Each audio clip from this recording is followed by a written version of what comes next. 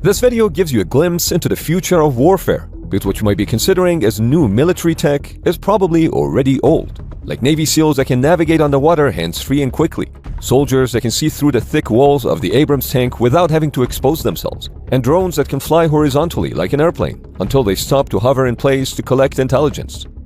See, what is new to military technology is convergence. In other words, when a military's various parts are interconnected into a single entity.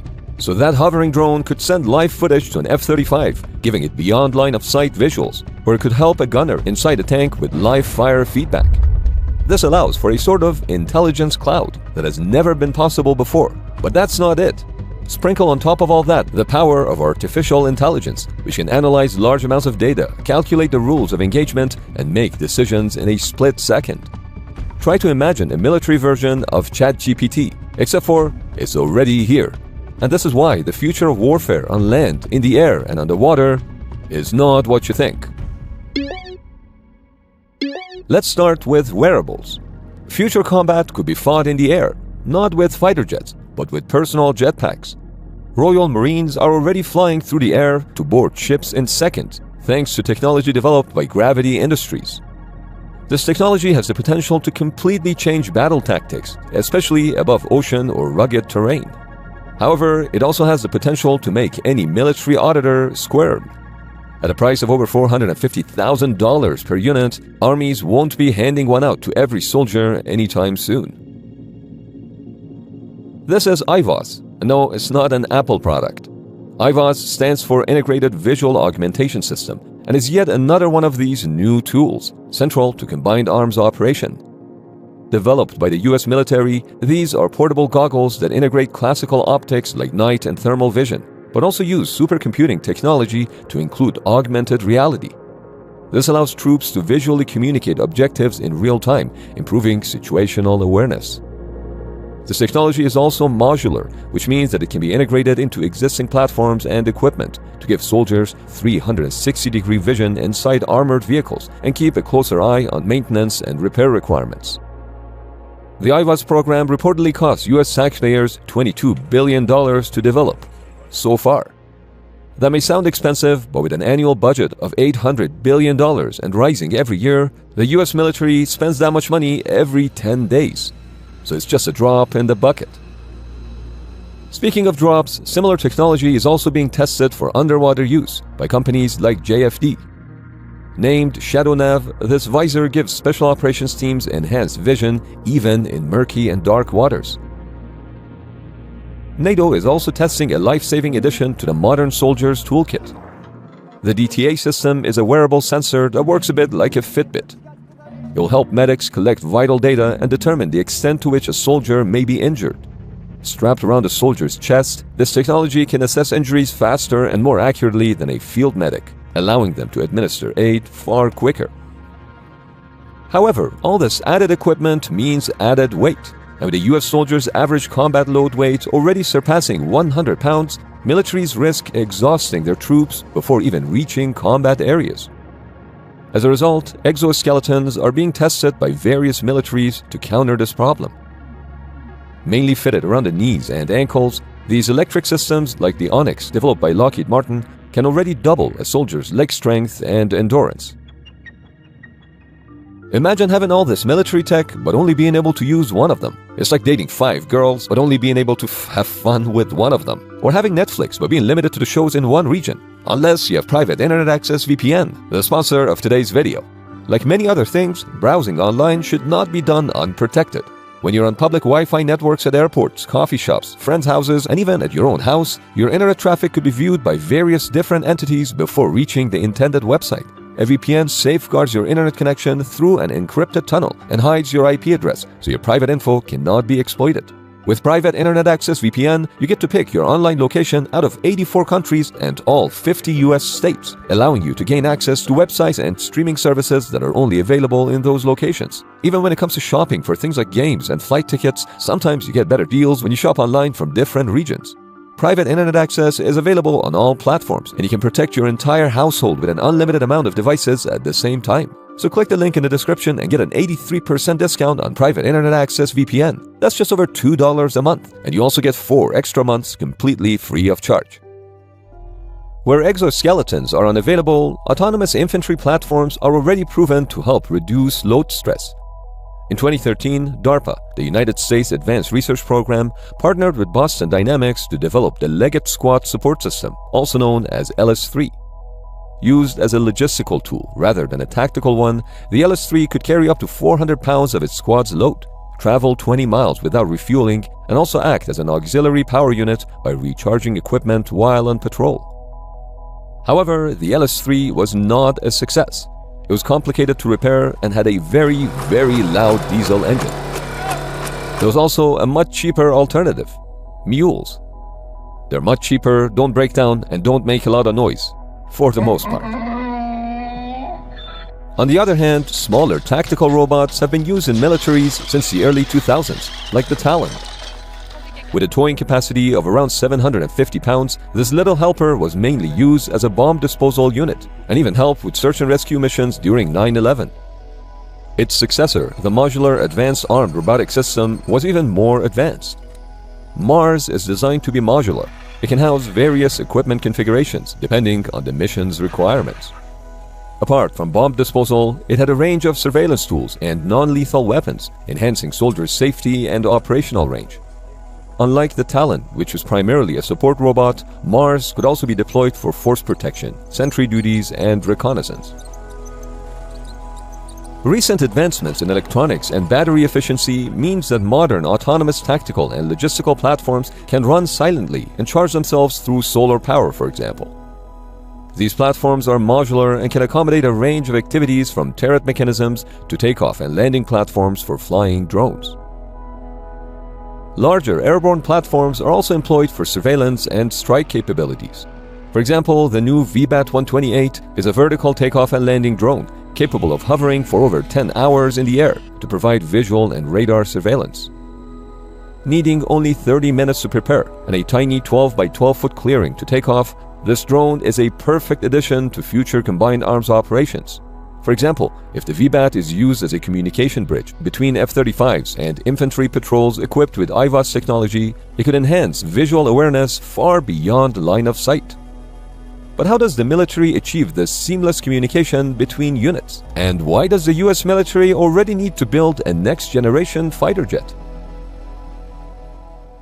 Since 2010, the US military has taken a unique approach with their aging F-16 fighter jets. They have been transforming them into unmanned drones.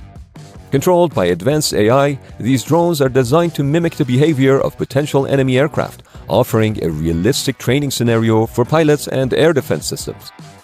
This initiative not only extends the life of the older F-16s, but also helps test and develop the very systems that are replacing them. Next Generation Air Dominance, or NGAD, is a joint program between the US Air Force and Navy to replace current fighter aircraft. At the center of NGAD is the F/A-XX, a 6th-generation fighter jet. 6th-generation fighters are a new breed of jets because they will redefine air superiority. Air superiority has always focused on an airplane's close-range dogfighting capabilities, but now it's being redefined as another piece in the combined arms philosophy of war. 6th-generation fighters are made with cyber, space, and ground support in mind. They're designed to be part of a larger fleet of flying drones and will feature advanced sensors, weapon systems, and stealth. Stealth is the keyword here. The design features a double delta wing for enhanced maneuverability and lacks vertical tails, which reduce radar cross-section and drag. This will allow the F/A-XX to reach its objectives at much higher speeds, over longer ranges, and without being picked up by enemy radar. But why are higher top speeds that important? See, the F/A-XX is made to replace the F/A-18 and the F-22. These jets were designed for conflict in Europe and the Middle East, where NATO air bases were quite close to each other. However, with the Pacific presenting as the next decade's main conflict zone, the US needs a fighter jet that can traverse large areas without needing to refuel mid-air, a process that greatly reduces stealth and makes both aircraft highly vulnerable. This 6th-generation fighter would also likely house hypersonic missiles with ramjet engines that can only activate at supersonic speeds. Plus, a faster aircraft extends its missile range, allowing it to launch conventional missiles farther than today's jets. However, the NGAT program is not only one aircraft. It's a distributed team. The manned-unmanned teaming concept will pair each fighter jet with advanced drones that have varying capabilities. This network will be driven by advanced artificial intelligence and machine learning. But unlike drones we see on the battlefield today, these will not be expendable units. The military prefers to use drones over human pilots for two reasons. Firstly, they're cheaper to produce at scale than fully developed fighter jets. Iranian Shahed drones used in Ukraine cost only around $20,000 to produce. Secondly, using these drones with the NGAT fighter or NGAT-compatible F-35s reduces risk to pilots and allows them to accomplish more during one mission. But here's the thing, the NGAT program isn't only designed to network with other air units. In the late 2000s, the US Navy introduced a new class of warships called the Littoral Combat Ships. Navy Commander Nathan Rowe described the LCS as, quote, an entirely new category of warship. The carriers, cruisers, and destroyers are more like desktop computers, whereas an LCS is more like a smartphone, unquote. The idea was to have a network of agile, stealthy surface combatants capable of fighting asymmetrical threats. In other words, the primary goal of LCS was to ensure naval dominance in coastal areas and to provide versatile capabilities like hunting submarines, countering sea mines, and engaging in surface warfare. However, after 15 years of operation, the LCS program is in deep water.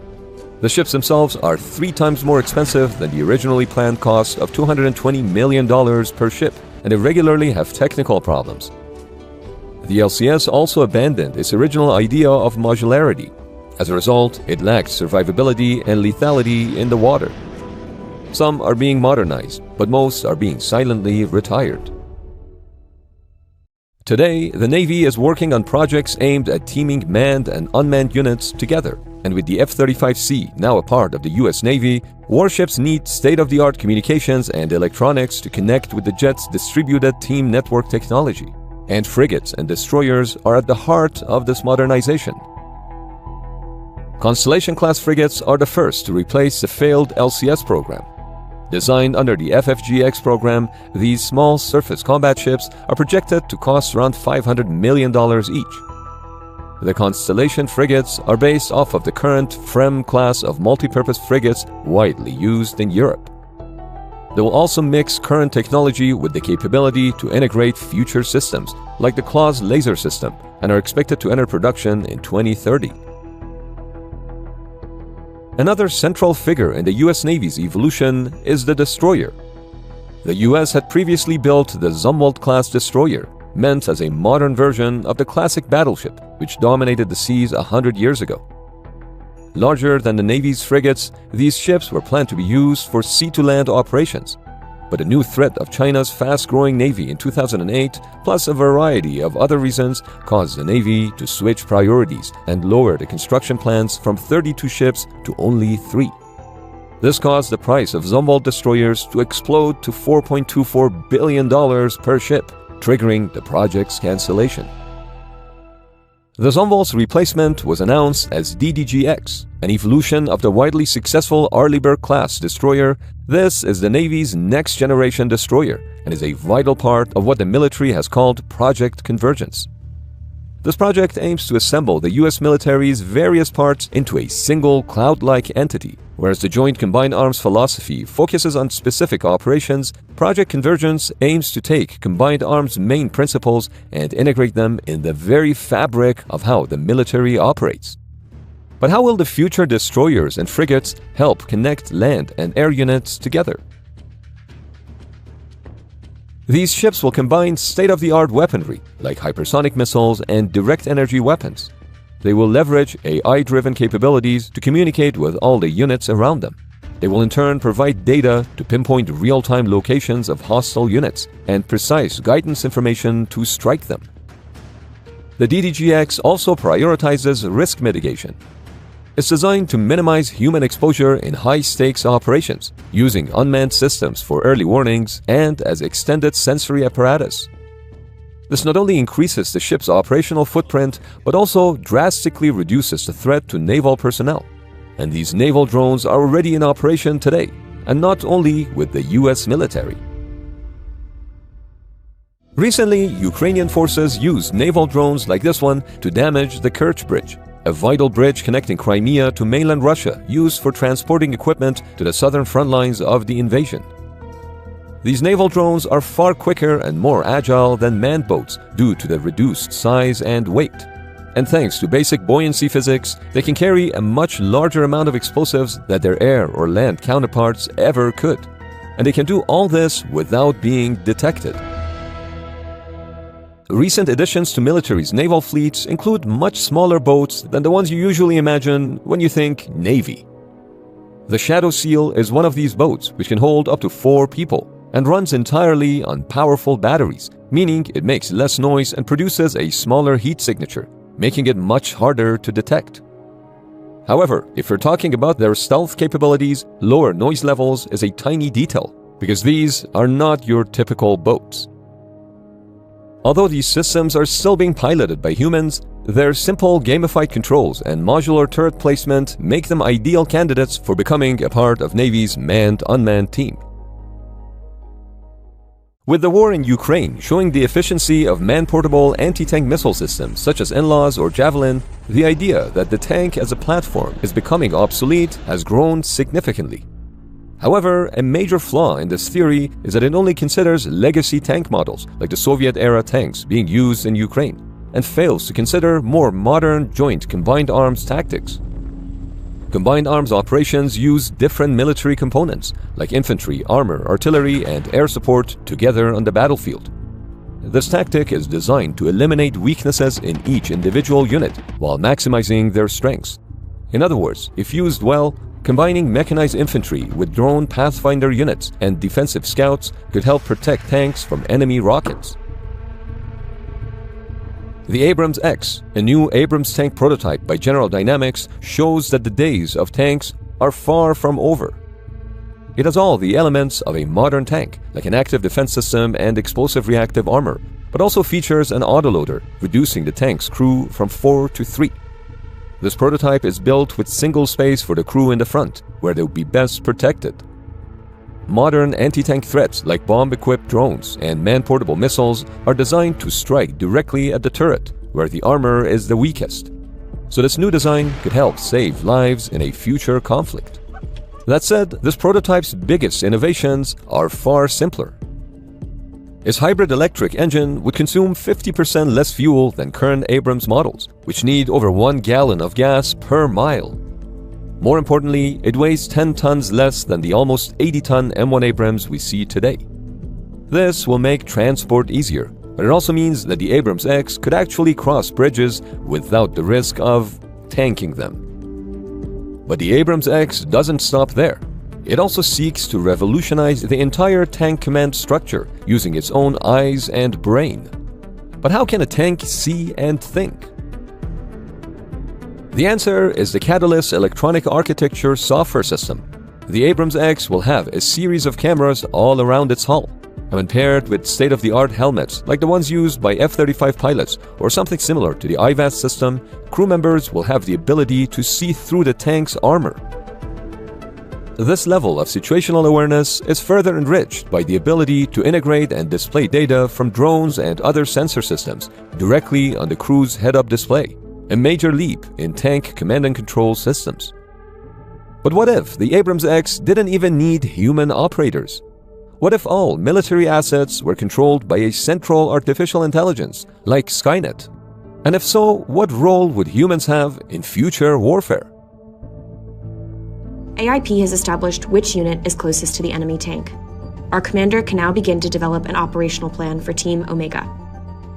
First, the commander uses AIP. This is Palantir. It's an artificial intelligence platform built for war.